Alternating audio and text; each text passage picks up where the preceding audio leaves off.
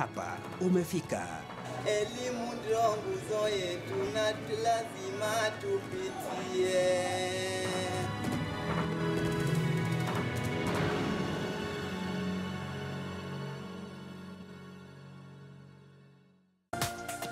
This is KTN News.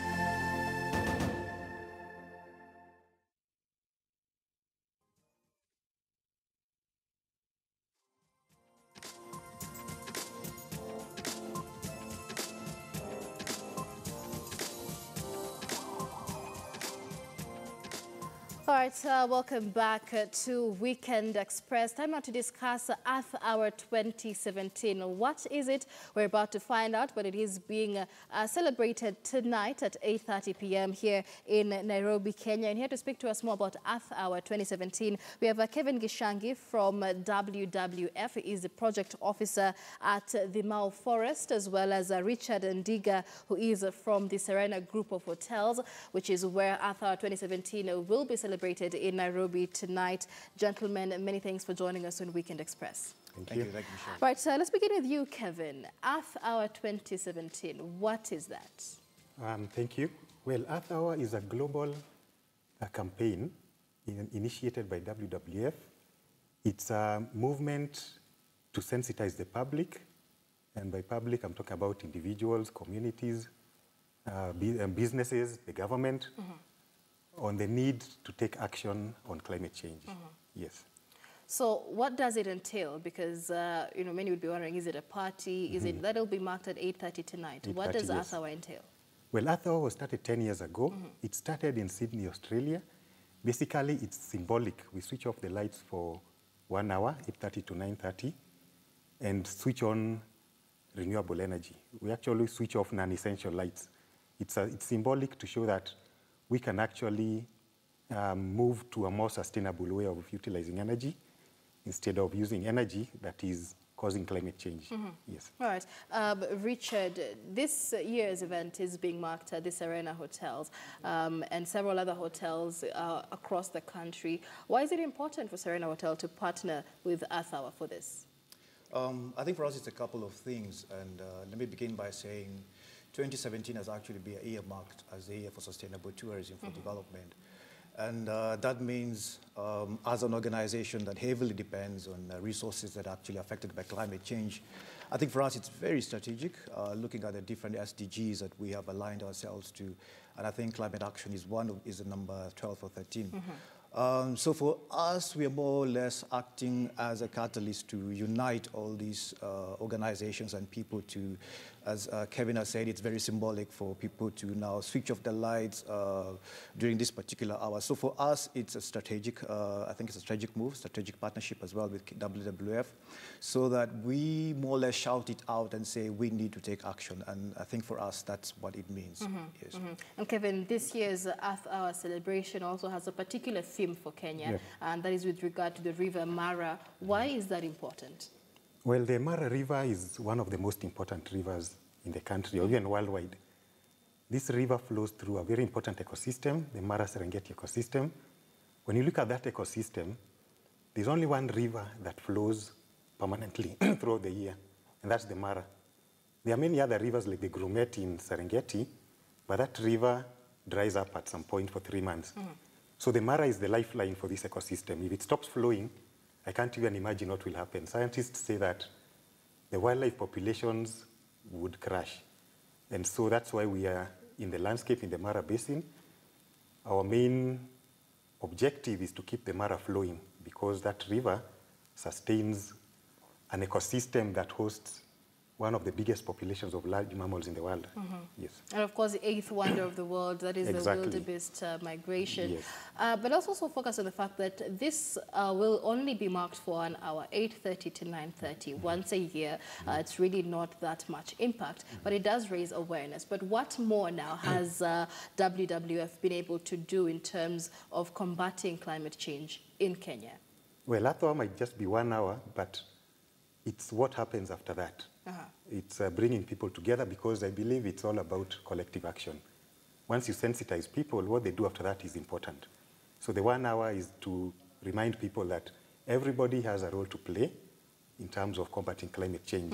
Yes. Right. So what is at stake? What can Kenyans do? Because Kenyans would like to understand, after celebrating Earth Hour for 1 hour, I've switched off my lights, I've switched on renewable energy, but after that, what can every Kenyan proactively do to participate in turning this around? Yeah.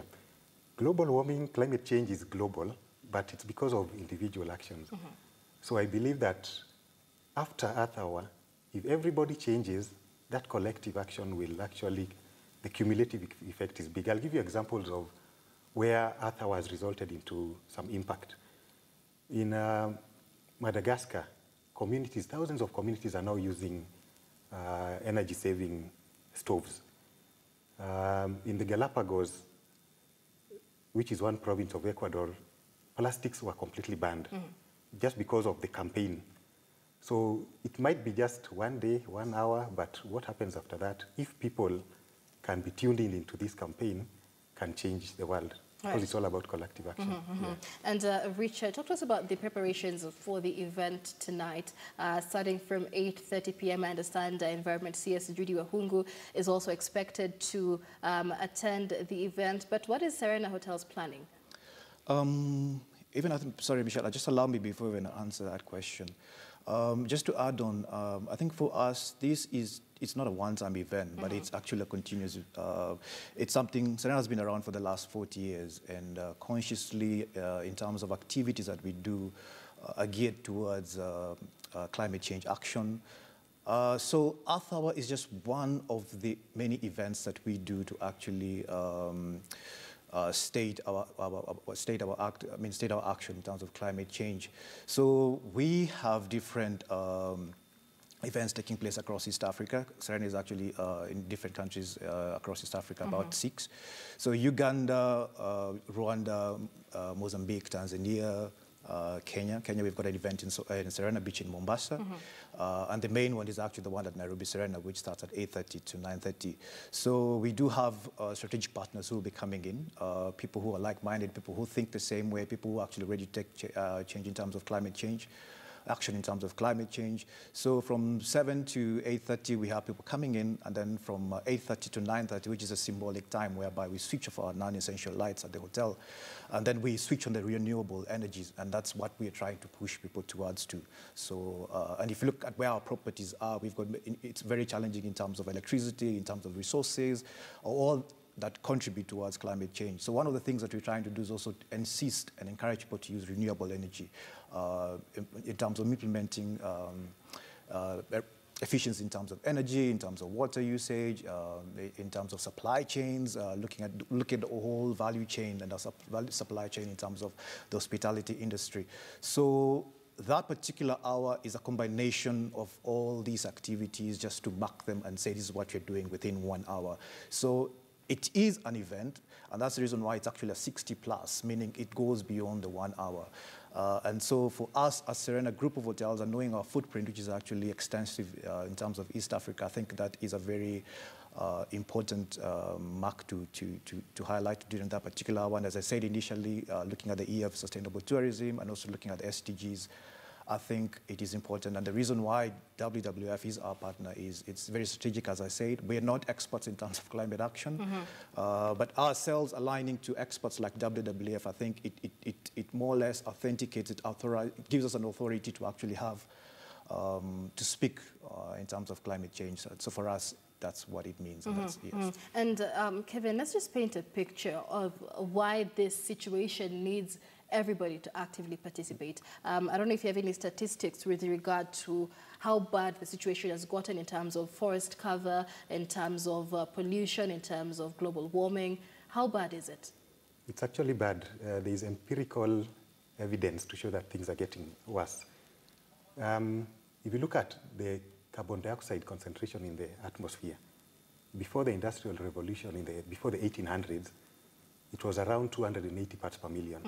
It has gone up by 40%. It's now at around 400 parts per million, and that's big. The last time, scientists say the last time that was seen could be millions of years ago. So we're at a level where it's never been recorded. 400 parts per million is big, and it's causing warming of the atmosphere, and that brings changes in the climatic patterns Right now we are going through a drought. Last year it was floods, El Nino. So that's causing disruptions in the normal climatic patterns.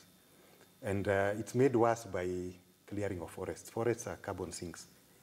They actually absorb the carbon dioxide in the atmosphere. But with that, it's getting worse. Yeah. All right. Yep. All right, and let's talk about the Paris Climate Pact that was signed not very long ago, and this was hailed as the best gift that could ever have happened to environmentalists. Yes. Even just starting off in Kenya, will this pact likely change or reverse what has already been done in terms of the catastrophic impact of global warming that we are seeing?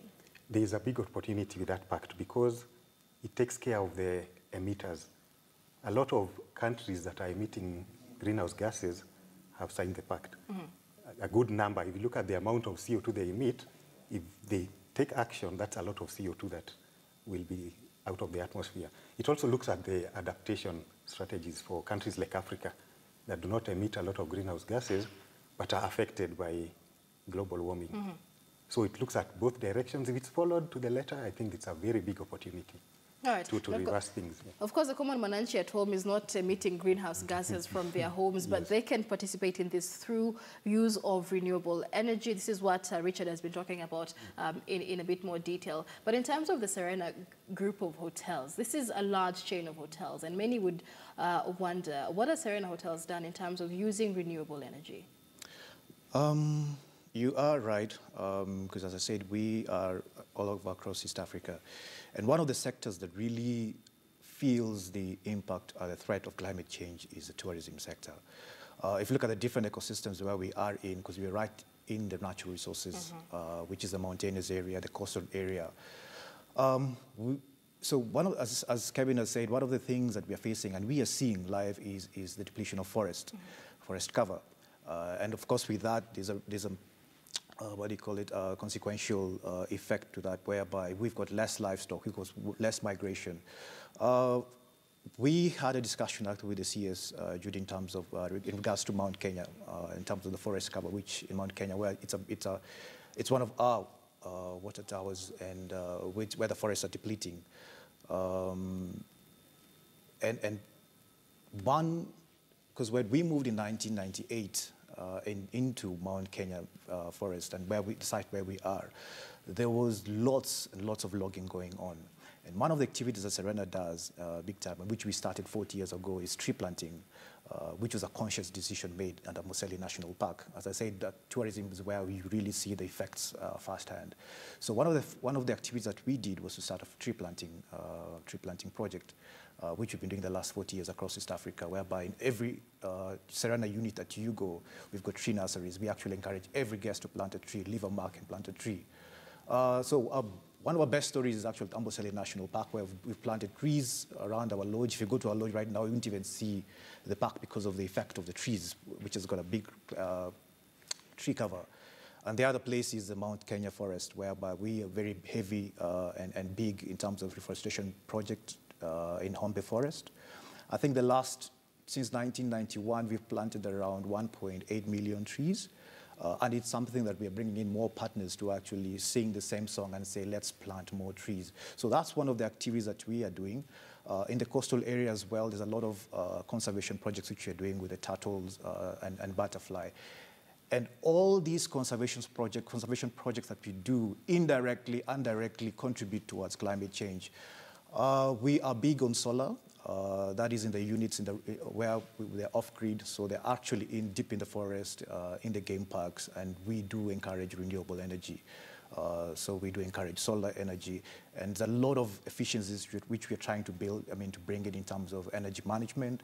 We're looking at waste management. How do we control our waste? How do we manage our waste? We're looking at our supply chains. Can we reduce our footprint by actually buying things from the local suppliers, so we don't have to transport them all the way from Nairobi? So those are things that we're consciously doing. We're looking at youth employment. We're looking at engaging the youth. You're looking at engaging the children where we are in the communities where we are, talking to them about environmental activities, talking to them about the importance of planting trees, the importance of taking care of the animals and their natural environment. Because at the end of the day, it's an effect that trickles down. And as I said, tourism is an industry that heavily depends on the natural resources. If these natural resources go, there's no tourism. And Kenya should actually take action and look at that, and knowing that tourism is a catalyst for development. It's a catalyst to reduce poverty. So I think, in a nutshell, there are the myriad of activities that we do, which, if you go to our website, you'll actually see the different activities that you do. How do we engage the community indirectly and directly towards climate action? And that's a great point I was going to next. How to engage the community directly and indirectly, Kevin. Not every Kenyan will be attending the 8:30 to 9:30 at Serena Hotel. So how can the community, from the grassroots level, from the children at home, be able to actively participate on a day-to-day basis? First and foremost, the unique thing about this Earth Hour is that we're taking advantage of social media. I think social media is reaching very many people in the grassroots. And in addition to that, we have campaigns where we target the youth, the children in schools, in a way to reach them, for them to be able to, at a very young age, to start changing in terms of how they look at the environment and how they can assist in protecting the Earth.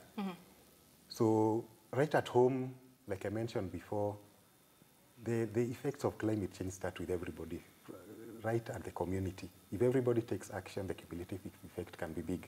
So the message is that everybody should be involved. Let's try to reach everybody so that collectively we change the way we're managing the Earth. Because a lot of the problems you see are because of you and me. Look at littering, for example. If everybody stops littering, things will change. Similarly, if we all adopt cleaner technologies, I think that will take us a long distance ahead. Right. Yeah. And globally, of course, this is a very important event globally, marked at the Eiffel Tower, usually, most of it going lights out. In fact, if the director could just get a few pictures of the Eiffel Tower during Earth Hour. But what other celebrations globally are we expecting tonight? Well, Earth Hour is the event that we are looking up to today, because it happens once a year, and it actually symbolizes how we should manage issues that are contributing towards climate change. And actually, this is the 10th anniversary of Earth Hour, 10 years on. What has been the impact after every year of Earth Hour from the past 10 years? Well, the impact, we've seen a lot of impact, because once the communities are sensitized, there's some change. I mentioned a few examples. I'll add one more example in India. In India, we are seeing communities adopting cleaner technologies, thousands of households, just as a result of the campaign. It's 1 hour, but it's actually loud. In some areas, a lot of people are motivated to change as a result of this 1 hour. Yeah. All right. And just to mention that last year it happened in 7,000 cities, in 780 countries. Yeah. All right. And let's just take a look at the Eiffel Tower. I understand it's quite a scene there. And there it is. That's the Eiffel Tower. Just during the lights out at the Earth Hour event, that is 2016, I believe. And just as we wind up, Richard, this is being seen with the Serena Group. Okay, there we have it. There it is again. So that's the difference. So that the Eiffel Tower when it has lights on, and the Eiffel Tower when it's using renewable energy only, and it's looking rather dark there. So I think this is an indication that even the big buildings in the world now need to adopt renewable energy a bit more. But this is what we will be witnessing tonight from 8:30 p.m. Kenyan time, Earth Hour 8:30 to 9:30 p.m. And we'll be having a lights out for 1 hour in a bid to campaign for Kenyans and citizens of the world really to change or reverse the impact of climate change by using renewable energy.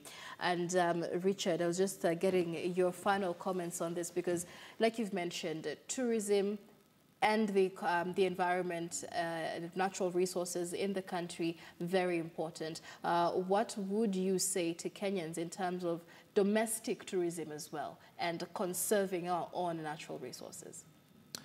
I think tourism, and in this case Serena Hotels, particularly plays a big role, whereby we act as a nexus to to the environment, and I mean to the natural resources and to tourism, both local and foreign. Because we are the attraction. And when the people come in and look at the animals and they look at the environment, and at the end of the day, we do transmit the same message and tell them, yes, we've got these natural resources, but not for too long if we do not take action.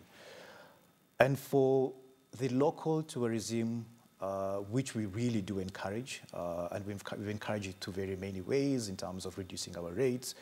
We've got Lipa Pole Pole, which you can actually pay for M-Pesa, and many other ways whereby we have opened up different, we've actually even reduced age limit in terms of some of our properties so they can have more people, the local tourists coming in.